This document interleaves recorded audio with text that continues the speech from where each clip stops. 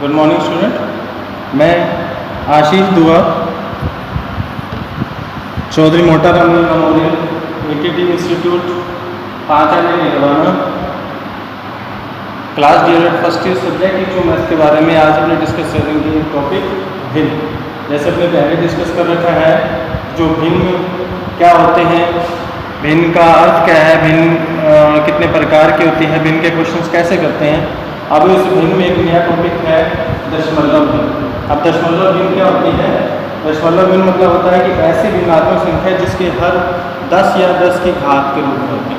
ऐसी भिन्नात्मक संख्या जिसके हर 10 या 10 की घात के रूप में होते हैं। जैसे मान लो 1/10, 3/100, 25/1000। जैसे 1/10, 25/100 या 788/3। अब इसमें 1/10 के रूप में है तो इसके रूप में क्या होगा? ऐसे अब इसमें परिभाषा करूँगी कि ऐसे भिन्न जिसके घातांक 10 या जिसका हर 10 या 10 के घातांक के रूप में होते हैं तथा जिसे दशमलव पद्धति के रूप में लिखा जाता है। जैसे 1/10 है तो इसमें क्या होगा? 0.1। जैसे यहाँ पर जो दशमलव भिन्न है तो ये जो होता है इसको हिंदी में बोलते हैं शून्य शून्य। तो यहाँ पे इसको क्या बोलते हैं? 0, 0, 1, 1। यहाँ 25/100 है तो सबसे पहले 25 लिख दिया। तो इसको हल करने का तरीका क्या होता है? नीचे अगर 2 0 है तो पीछे से 2 हम छोड़ के क्या लगाना है? दशमलव। तो यहाँ पे दशमलव लगा दिया 0। ठीक है। अब जब यहाँ पे इसको पढ़ा जाएगा 781 बटे में कितने 0 है? 3 है तो पीछे से 1 2 3 छोड़ के यहाँ पे पॉइंट आ गया। ठीक है। मान लो कि ऐसा आ जाता है क्वेश्चन 82/1000। तो यहाँ पर 82 तो आएगा ही आएगा। नीचे 3 0 है तो पीछे से 1 और 2 छोड़ के तीसरी छोड़नी है, तीसरी नहीं है तो यहाँ पे हम 0 लगा सकते हैं, यहाँ पे 0। ठीक है। आगे समझ। अब इसको समझने का तरीका बोलने का तरीका क्या होता है? इसको अपने बोलेंगे 0.1, 0.25, 0.788, 0.082। ठीक है। अब इसमें ये जो दशमलव भिन्न होती है इसके 2 भाग हो जाते हैं। देखा जाए तो इसके 2 भाग हो गए, एक पूर्ण भाग, एक हो गया इसका पूर्ण भाग और एक हो गया इसका दशमलव भाग। पूर्ण भाग और दशमलव भाग। पूर्ण भाग मतलब जैसे मान लो ये है इस साइड अगर अपने 4.275 लिखते हैं इसका पूर्ण भाग कौन सा हो गया? 4। ये 4 क्या हो गया? इसका पूर्ण भाग। और ये 0.2 लेके इसका हो गया दशमलव भाग। जैसे मान लो 24.751 लिखा तो ये पूर्ण भाग और ये इसका हो गया दशमलव भाग। ठीक है। अगर इसको सामान्य भाषा में अगर देखा जाए ये तो इसकी परिभाषा होगी कि अगर किसी ऐसी भिन्नात्मक संख्या जिसके बटे में 10 या 10 के घातांक हो तो अगर उसको दशमलव पद्धति में लिखा जाए तो उसको दशमलव भिन्न कहते हैं। दशमलव ये दशमलव संख्या होगी, ये दशमलव भिन्न हो गया। और अगर इसको अपने ऐसे कह सकते हैं, अगर सामान्य भाषा में ऐसा देखा जाए कि यदि किसी अंश में हर का भाग देने पर उसका उत्तर दशमलव में आए, यदि अंश में हार देने पर प्राप्त संख्या प्राप्त राशि दशमलव में आती है तो वो कौन सी होती है? दशमलव भिन्न। जैसे 3/4। अब यहाँ पर अपने को पता है कि 3/4 का मतलब क्या हुआ? 3 में 4 का भाग देने और 3 में 4 का भाग देने मतलब क्या? 3 संख्या 3 ऊपर वाला क्या होगा? अंश और नीचे 4 का होगा इसमें पद। अब मैंने क्या बोला था? अंश में भाग हर का भाग देने पर अगर प्राप्त राशि दशमलव में आती है तो वह भिन्न दशमलव भिन्न कहलाती है। अब यहाँ पे 3 छोटा है तो 4 से भाग देंगे तो सबसे पहले 3 में सीधा 4 का भाग जाएगा नहीं तो पहले दशमलव से स्टार्ट करना पड़ेगा। जैसे 3 है, 3 में अगर 4 का भाग देते हैं तो 4 का भाग एक सीधा ही नहीं जाता तो सबसे पहले अपने यहाँ पर दशमलव लगाना है। ये होगा 0, 4 7 28। फिर यहाँ पे कितना बच गया? 2। दोबारा दशमलव लगाने की आवश्यकता नहीं होती, फिर 0 लिया तो 4 5 20।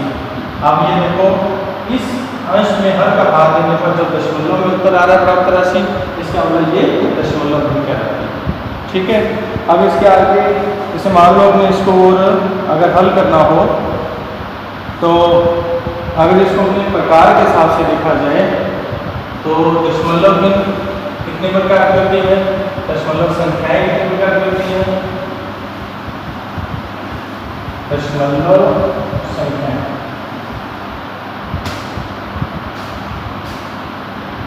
दशमलव भिन्न। ठीक है, अब ये अगर आ गया इसका एक तो हो गया ये 7 दशमलव भिन्न और दूसरा आ गया इसका अशांत दशमलव भिन्न। अब 7 दशमलव भिन्न कौन सी होती है, अशांत दशमलव भिन्न कौन सी होती है, 7 दशमलव भिन्न वो होती है जिसमें कि दशमलव के पश्चात जो आगे के अंक होते हैं उनकी संख्या सीमित होती है। 7 दशमलव भिन्न कौन से होते हैं जिसमें कि उसको हल करने के बाद दशमलव के पश्चात की जो संख्याएं हैं वो सीमित होती है, एक जगह पे वो आके रुक जाती हैं, उसको बोलते हैं 7 दशमलव भिन्न। जैसे 4.27, ठीक है, या एक और ले सकते हैं 5.798 बस, ठीक है, रुक गया।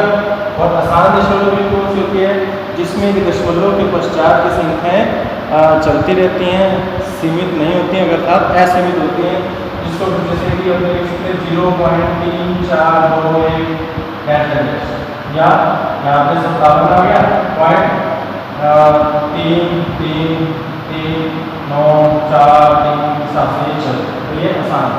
7 दशमलव भिन्न जिसमें कि दशमलव के पश्चात की संख्या सीमित होती है, अशांत दशमलव भिन्न जिसमें दशमलव के पश्चात की संख्या असीमित होती है। अब उसके बाद अशांत दशमलव भिन्न है जिसको फिर 2 भागों में बांटा जाता है, जिसमें पहला होता है आवर्ती अशांत दशमलव और ये दूसरा होता है अनावर्ती अशांत दशमलव। ठीक है, पहला आवर्ती दशमलव, दूसरा अनावर्ती। आवर्ती अशांत दशमलव कौन सा होता है, ऐसा दशमलव जिसमें कि आगे की संख्या दशमलव की संख्या सेम आती है, जैसे 0.3333 ये चलता है लगातार।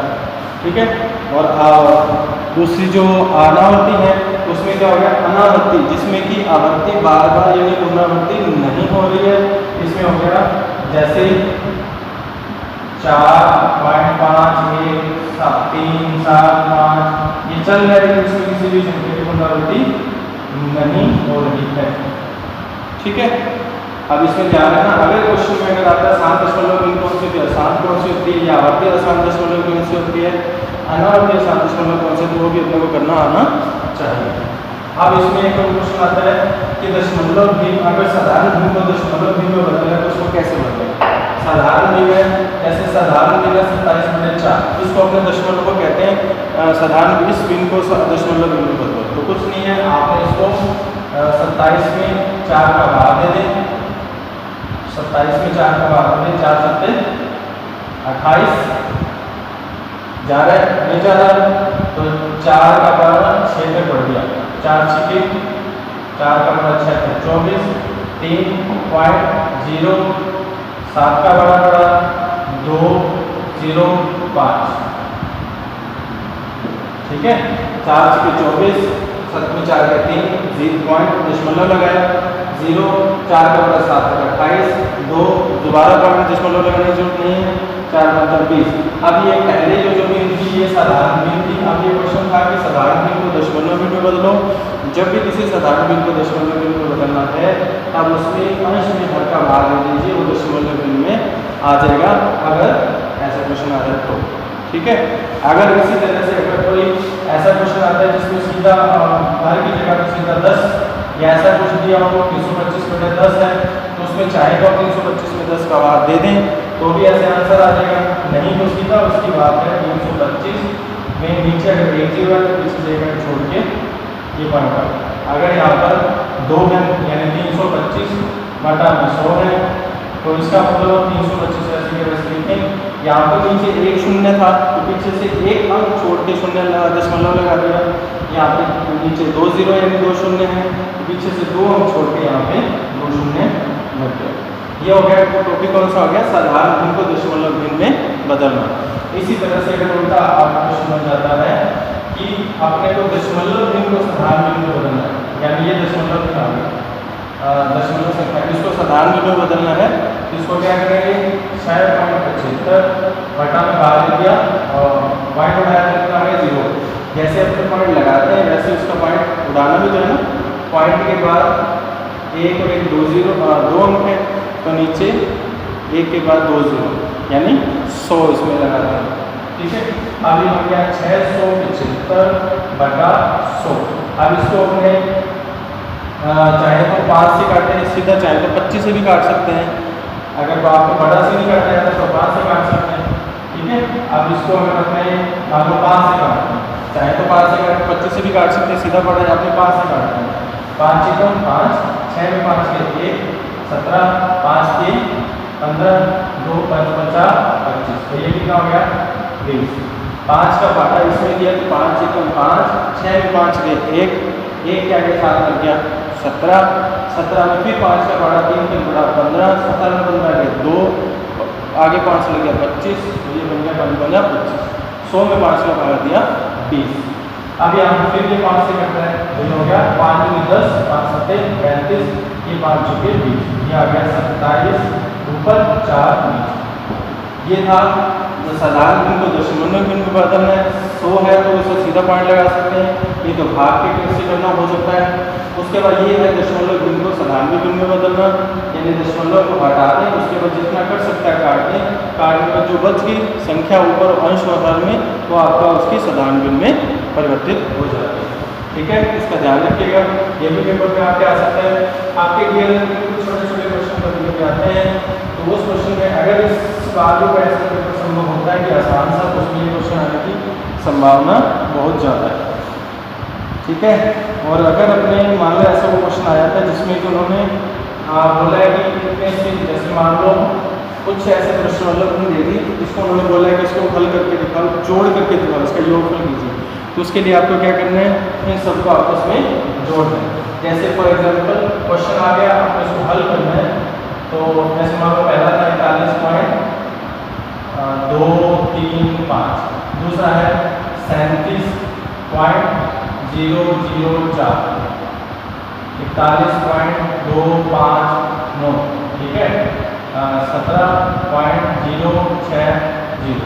अब इसको हल करने के लिए मैं इसलिए करवा रहा हूँ, पहली बात आसान है, ये आपको आता होगा, लेकिन कुछ बच्चे ऐसे होते हैं जिन्होंने कई समय से इसको छोड़ रखा है, उनको इस पर में ही क्वेश्चन थोड़ा दिक्कत आ जाती है।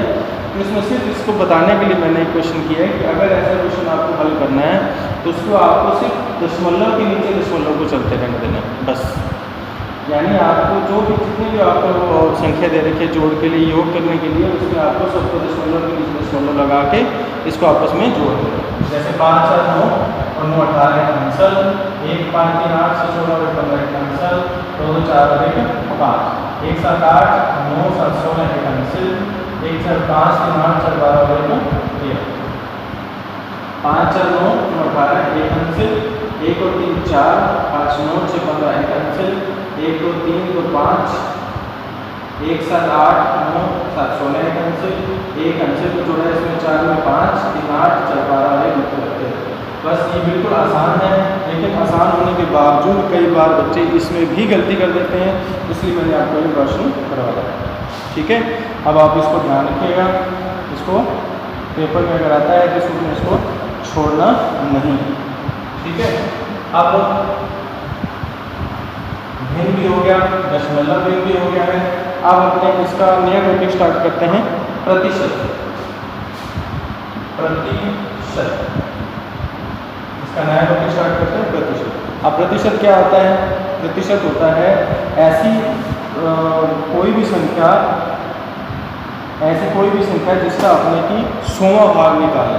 जैसे कि मान लो 27% दिया है, प्रतिशत का शाब्दिक अर्थ हो गया प्रति सैकड़ा या 100वां भाग। ठीक है, जैसे मान लो 27% दिया है, तो 27% का मतलब क्या हुआ? 100 का 27वां भाग। प्रतिशत को देखिए 27/100।